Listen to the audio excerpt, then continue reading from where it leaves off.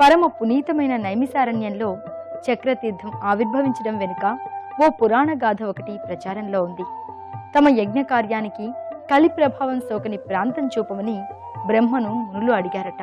అంతటా బ్రహ్మ ఒక చక్రాన్ని సృష్టించి దాని నేమి ఎక్కడ పడుతుందో అక్కడ యజ్ఞం నిర్వహించమన్నాడట.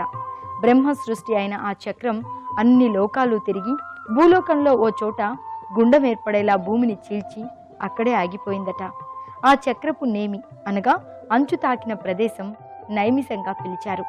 అరణ్యం ఏర్పడడంతో నైమిసారణ్యంగా నామకరణం చెందింది.